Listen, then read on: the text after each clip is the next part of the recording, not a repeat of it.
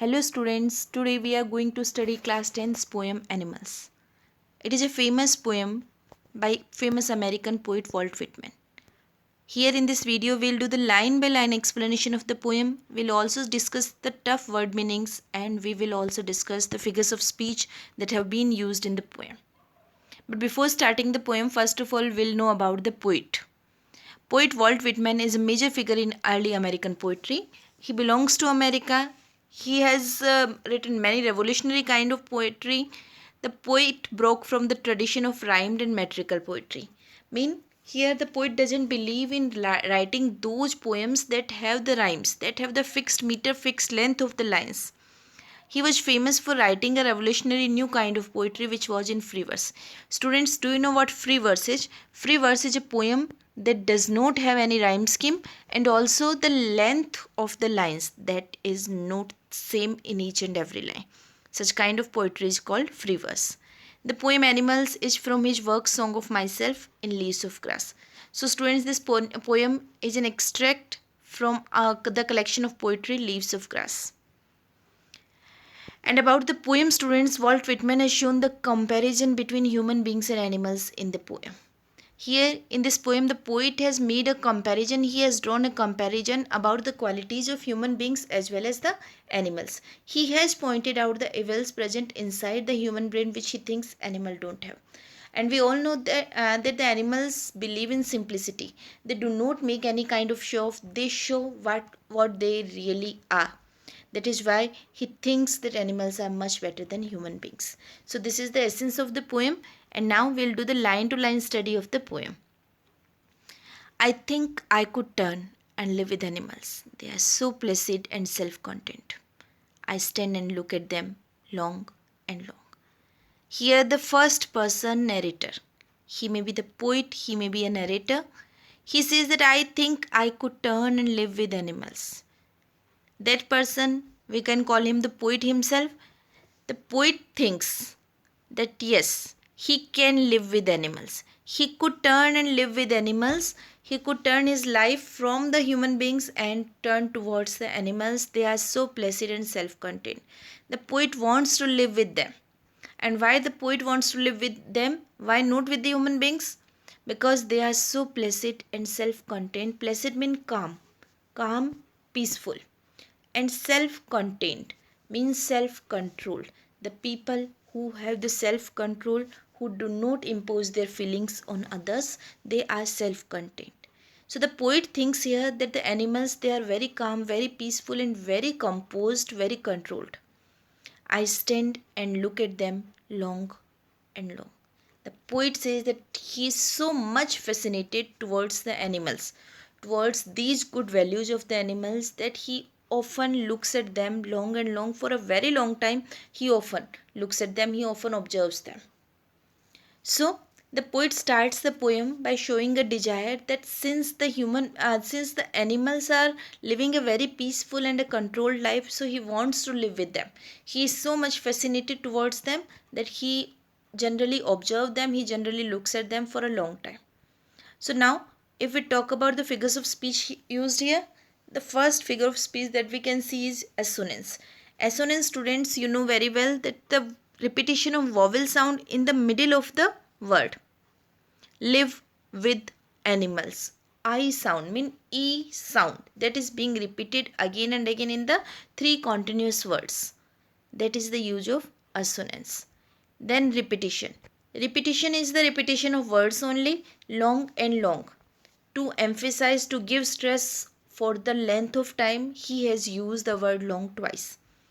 The next, anaphora. Anaphora, student, that too you have studied that if two lines, if two consecutive phrases, they start with the same word, that is the use of anaphora. I think I could. And then I stand. They are continuously, they are being started from the same word. That's why it is the use of anaphora.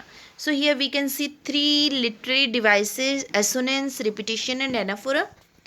And also the poet's desire to live a life with animals, not with the human beings. He is so much fed up with the life of human beings that he wants to live with the animals.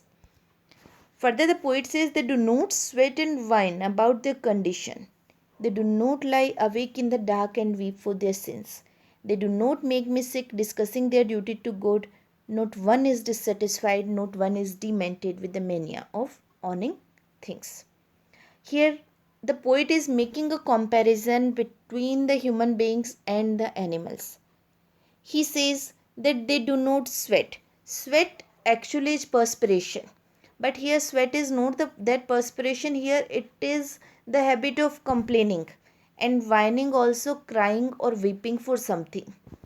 The poet says that the animals never complain, they never cry about their condition.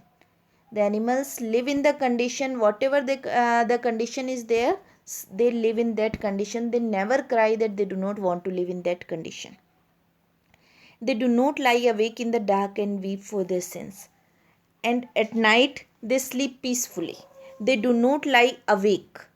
Awake, not sleeping. In the dark and weep for their sins. Weep mean to cry for the sins. Sins mean misdoings, wrongdoings.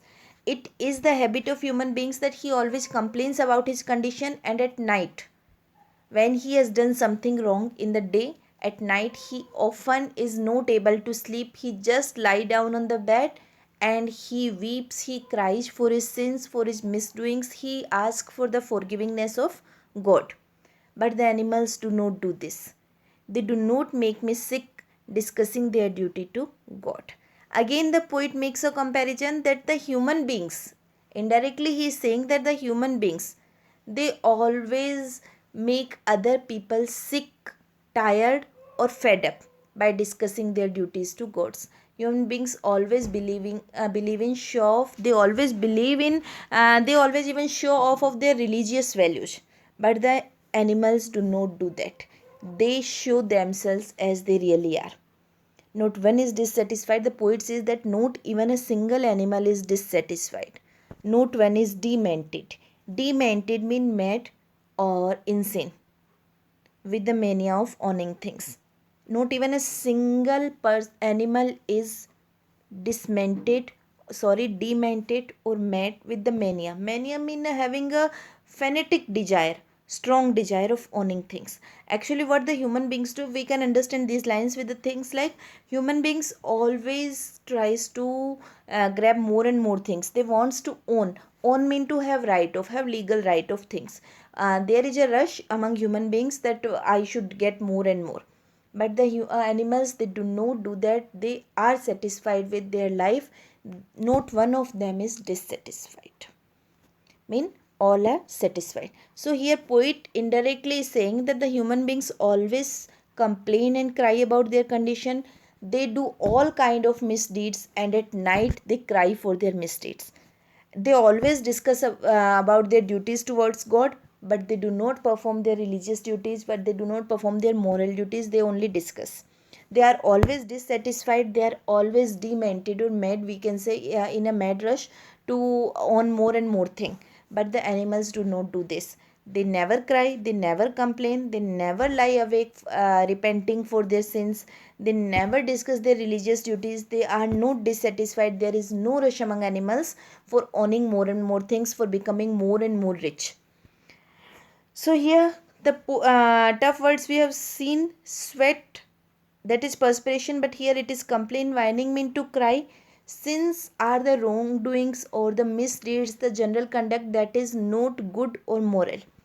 Demented mean mad, insane. And again the literary devices you are seeing in three lines: they do not, and they do not. That is the use of anaphora. And metaphors, sweat and wine, refer to the cries and complaints of human beings. So these are metaphors. Sweat, perspiration, the cries of human beings have been given the form of that sweat. So it is the use of metaphor. Further, the poet says that not one kneels to another, nor to his kind that lived thousands of years ago. Not one is respectable or unhappy over the whole earth. Actually, what happens in the human world, that one person kneels to the another. Kneels mean to bend down. Here in the picture also you are seeing that kneeling, to sit on the knees, mean to bend down in front of others. the human beings have the habit of kneeling down to another. I mean, there is a discrimination in the society between the rich, powerful, and the low, poor, and weak. The rich and powerful people, they are given more respect, and the low and the poor, they lead a very unhappy life. So, these human beings have the habit of bowing down or kneeling down in front of the rich people, and they also have the habit of kneeling down in front of their gods. So the poet says that not one kneels to another. In animal world, this does not happen. They do not kneel before, they do not bend down before the others. Nor to his kind that lived thousands of years ago. Even the human beings kneel down in front of their ancestors, and also they believe in the gods that lived thousands of years ago on the earth. Not one is respectable or unhappy over the whole earth. But in animal world, not one is there that is given extra respect, or not one is there that is unhappy. But this happens in a human life, that one who is rich, that is given more respect in society, and one who does not have money, that leads a very unhappy life. So they show their relations to me and I accept them. So the poet says that they show their relations to me. The poet says that the animals show their relationship to the poet as it is, because we know that one animal hunt the another for their food, but they do not hide it. They show the actuality to the human beings, and the poet says that I accept their reality because they are not hiding anything.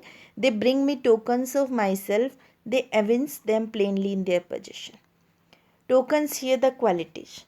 The poet says that they show the qualities of being myself, mean being real, and they evince them plainly. Evince means show.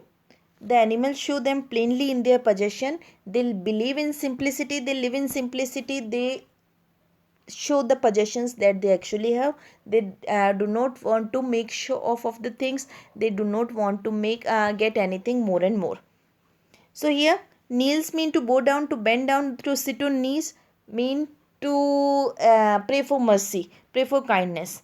Avins mean to show possessions, ownerships, the things that we own. Tokens here for qualities. Metaphor again, the tokens. Tokens are some words. Here the qualities have been given the form of tokens. So this is metaphor. Note one you are seeing, that is the use of anaphora. Further, the poet says, I wonder where they get those tokens. Did I pass that way huge time ago and negligently drop them? Negligently means carelessly. The poet says that I wonder. I am wondering, I am thinking, where they get those tokens. From where the animals have received these qualities. They should have been with the human beings. But the poet thinks that these qualities, I think, that I had when I was a child, but negligently while in the process of growing up, I dropped them. Mean the human beings, they have forgotten the quality of originality, kindness, plainness, simplicity, sympathy, etc. But the animal world, they have the same qualities. So the poet thinks that perhaps the human beings have negligently dropped them in the rush of becoming rich and powerful. So this was a very small poem, Animals, where the poet has made a comparison between the animal world and the human beings. He says that the human beings, they are dissatisfied, they are actually in the rush of earning more and more, getting more and more. And also the one who is rich and powerful, he gets more respect, and the others who are not rich and powerful, they bend down in front of them. But in animal world, there is nothing like this. So the poet says that the animals attract me more and more, and I think that I am more comfortable with their life, so I want to live my life with that. So students, you have understood the poem, I think, and now you are able to find out the literary devices also.